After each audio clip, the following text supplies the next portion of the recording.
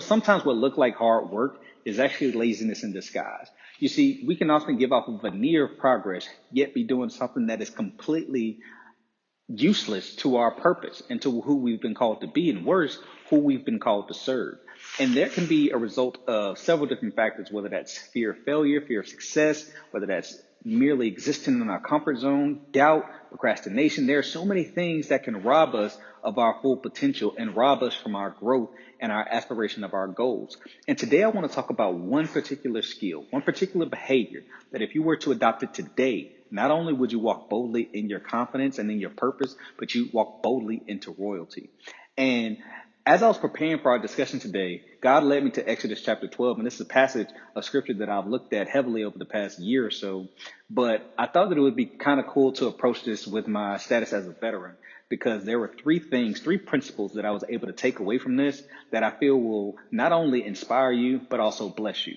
And be sure to stick around for the third one, because it's going to be kind of paradoxical, but completely transformative. So without any further ado, let's go ahead and get regal. But be sure to follow, like, comment, subscribe, and all those good things. But you're free to do it whenever you're ready. Okay? Let's get into it. Nobody's safe. Soon as we step out the cage, we raising all of the stakes. Make no mistake, either you stay in your place or we putting you on a plate. Look at our face. You see, for someone to change their destiny, they have to make a decision. And for them to make a decision, they have to change their state. And for them to change their state, the best way is to start by changing your story. And with that in mind, I want to take some time right now to tell a quick story about myself that's really going to bring this full circle for us. So in 2011, I was 21 years old, and I was just lost in life. I really didn't know what I wanted to do. I mean, so lost that I remember calling my older sister, and I was like, Misty, I don't know. And she was like, well, what don't you know?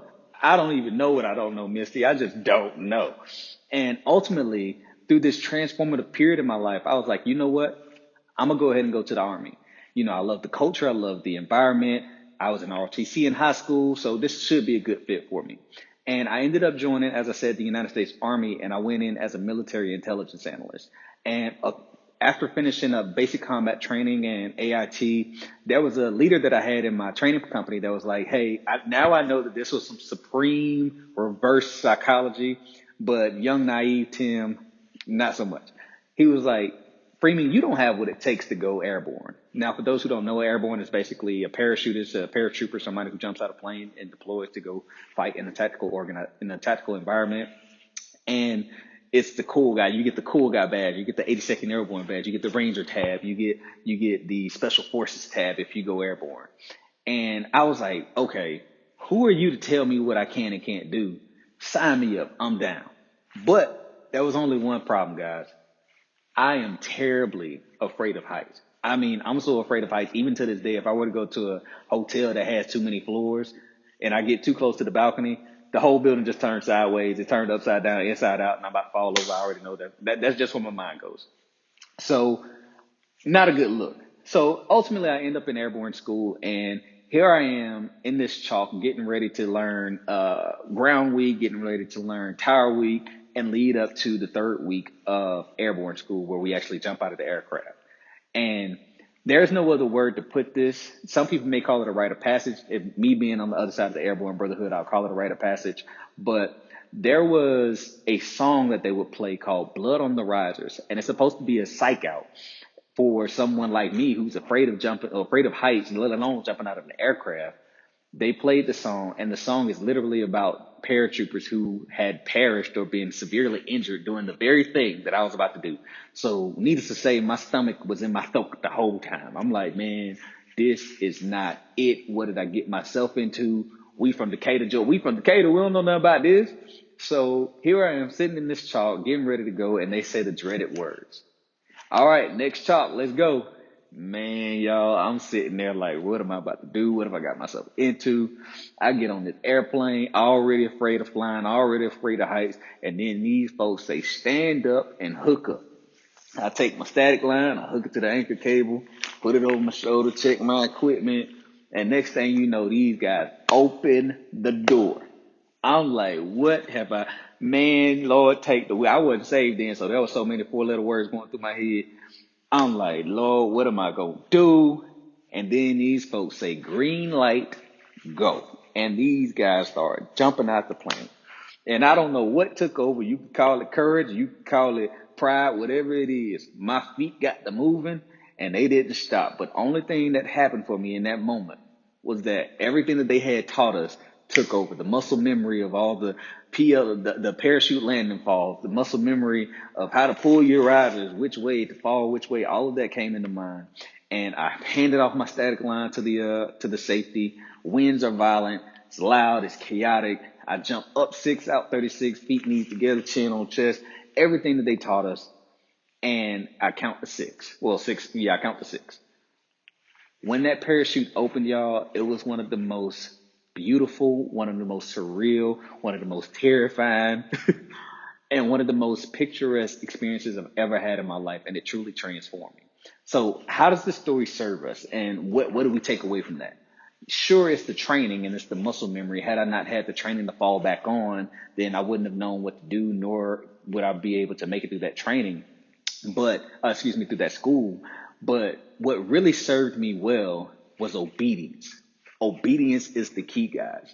So how exactly does obedience serve us, and how does this all tie in? Well, I submit to you guys today that if you want to be successful, stop trying to be successful and simply follow laws. You see, success is a result of obedience to a series of natural laws, whether that be civil law, ceremonial law, moral laws, laws of the mind, laws of nature, professional laws, and certainly spiritual laws. You see, all of these laws guarantee prosperity should you align your goals within the constraints. And with that said, let's go ahead and dive into Exodus. I'll be coming from the New American Standard Bible. Honestly, I'm starting to think that's my favorite Bible. But check this out, guys. Now you shall eat it in this manner, with your loins girded, your sandals on your feet, and your staff in your hand, and you shall eat it in haste. It is the Lord's Passover. For I will go through the land of Egypt on that night, and I will strike down all the firstborn in the land of Egypt, both man and beast, and against all the gods of Egypt I will execute judgments. I am the Lord. And the blood shall be a sign for you on the houses where you will live. And when I see the blood, I will pass over you, and no plague will befall you to destroy you when I strike the land of Egypt. You see, operating in obedience makes you inherently more valuable. And the more valuable you make yourself to the world, the more the world will pay you to be yourself. You see, obedience to the truth and the laws that align with God's intention for your life serve as a foundation for us to achieve our authentic identities in Christ. You see, anytime and anyone with the bravery to be who God has created them to be without shame or without apology, they possess the courage to not only change themselves, but to be true change agents for society.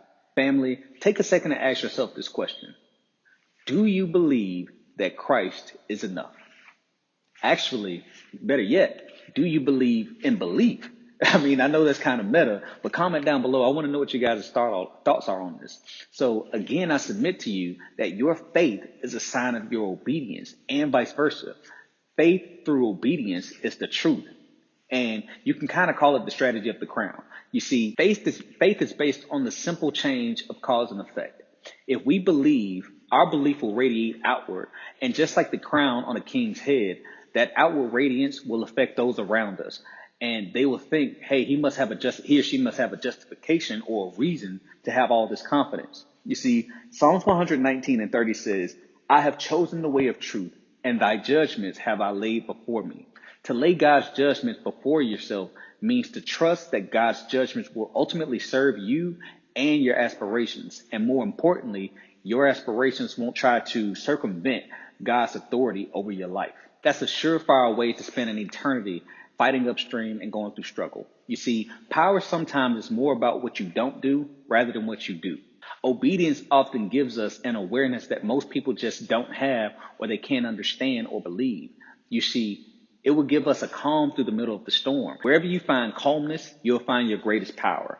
Calmness is the greatest indicator of someone who is well-trained, patiently disciplined, and wise. Having obedience allows God to fight on your behalf. And every time I think about this passage, guys, I can't help but think about Suicide Squad. You know that part of the movie where Will Smith was like, this is how I cut and run, and he goes and he shoots up all the zombies, and they're looking at him like, man, what is this man? This man bad. That's exactly what it's like. Check this out. You cut and run, I'll blow your head off.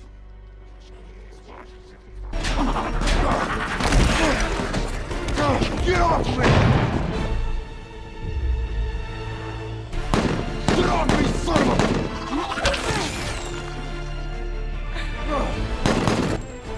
Good riddance. Holly! He dies, we die! Thanks. Shut up.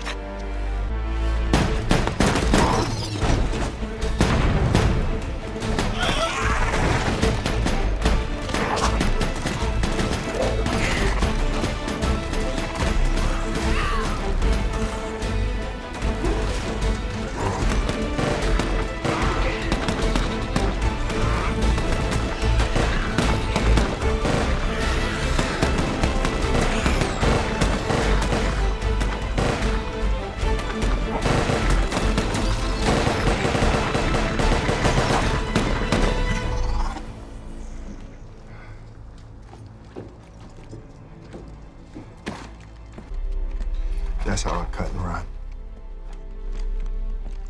You see, in this regard, your enemy can't see what they're fighting against. And that's so cool because it's like they're fighting against a vapor. When you have obedience, this will cause God to fight on your behalf, and it will cause you to be that vapor. Don't give your enemies anything solid to attack. As a veteran in the Army, I can't help but notice that there's a couple parallels that we can take away from this passage that align with what I learned in the military. You see, first, in biblical times, to gird up your loins meant to posture yourself for battle or to prepare for some kind of laborious task. And then at the same time, number two, the blood of the Passover lamb was a symbol of protection and also camouflage that protected and covered the people of God. So obedience allows God to fight for you, and his blood camouflages you from the enemy. So who can stand against you when you're standing on the shoulders of some giants? And in this case, you're standing on the shoulder of the giant. You see, becoming obedient requires courage, and courage is like a muscle. You have to train it. And as you practice, obedience will become easier and easier. Obedience, family. Obedience is the key. Let me ask you guys something. If you knew that you were going to make $1 million doing whatever you've been dreaming about tomorrow, how long would it take you to finish what you've been procrastinating with? Would you finish it today? Would you finish it last week? And you see, I believe that people procrastinate because they don't believe in themselves. They lack the confidence in their own ability. And moreover, they lack the confidence in the laws of development. And those laws mandate that at first you have to suck at something before you master it on your journey. And that's your intended end. You see, this stuff is automatic, guys. You see, the root word in the word confidence is confide, which means to trust. That means that some of us don't trust ourselves. And guys, one of the peculiar fascinations that I have is watching time-lapse videos. I'm talking about those videos where you'll see maybe someone plant a seed and that seed becomes a fully mature plant in seconds versus months or weeks. Or you may see someone post a picture of raw pastry dough and it becomes a delicious pastry in the matter of seconds versus minutes. And it gives us this godlike perspective, and it removes the concept of time, and it shows us the life cycle and the development of a thing, person, or place. And you see, it's truly transformative because it's automatic. Like, our success is guaranteed should we adhere to a set of laws. We can also learn even more from these videos. We can learn that defeat or failure are inevitable whenever the moral principles are ignored or defied. We can also learn that the longest path to success is a shortcut. And see, there's a divine order to reality that is automatic and eternal. And see, that's why doubt angers God. Anytime you're doubting yourself, you're inevitably doubting God. Because hesitation erects obstacles within your path, but faith within God and his divine law removes those obstacles and allows you to live a life that's more freeing. And it allows you to be carefree, not carefree in the sense that you lack discipline or self-control, but carefree in the sense that you lack worry and that you don't have worry. You see, the true sign of wealth is you being carefree of anything in life, including money. You see, because all worry is waste. And when you know and understand who God is, we don't have to worry. We can cast our fears onto him. However, I do want to mention that we do have to be careful not to revisit our previous passions and our former ignorance. This consciousness allows us to be ready to move whenever God calls. You see, the last plague in Exodus was the 10th plague of a series of 3 sets of 3 plagues. And this one was where God says, get ready because tonight y'all about to leave. And even when you have to fight for what God has ordained to already be yours, don't hesitate to fight. Don't be afraid. Now, I'm not saying go out there and just start doing battle thoughtlessly. A man of wisdom will always practice restraint in a manner that allows him to have peace until he's strong enough to have war. So if you have to postpone any of your moves for a specific reason, that's a whole nother story. But make sure you're not allowing fear to rob you of your purpose and rob you of your dreams. Don't flinch, as Eric Thomas would always say. I couldn't help myself. I had to add that. He crushed that. But at any rate, the powerful person welcomes conflict. They use conflict as a way to show that they're a sure-footed fighter that's reliable during times of uncertainty and times of crisis. Remember that the lazy person does the most work. You see, by avoiding the application of skill, their lives become even more difficult. They must work tirelessly to maintain their level of laziness. They become even more undesirable than they would have otherwise been. So I know you guys aren't lazy, but are you hesitating? What are you waiting for? Okay, guys, so just like I said, this one's going to be kind of paradoxical. And it's one of the most challenging realities that we have to accept if we're going to be children of the faith. And that reality is that freedom from anything is automatically going to be bondage to its alternative. And this is why we're considered to be bondservants of Christ or prisoners of Christ. And when we work towards renewing our mind to this reality, we have to be mindful about our preformed opinions. And we also have to be mindful about the negative self-talk that can try to rob us from our, that doesn't serve us. And 2 Corinthians chapter 10, verse 5 teaches us that we should arrest those negative thoughts that try to derail us from obedience to the laws of God.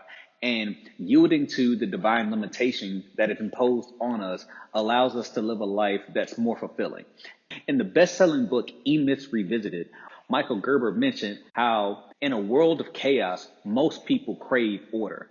You see, the absence of structure breeds breakdown. In fact, crisis demands new patterns of thinking. So we have to rethink the benefit and the freedom that we can get from hearing the word no. The word no is one of the most powerful words known to man.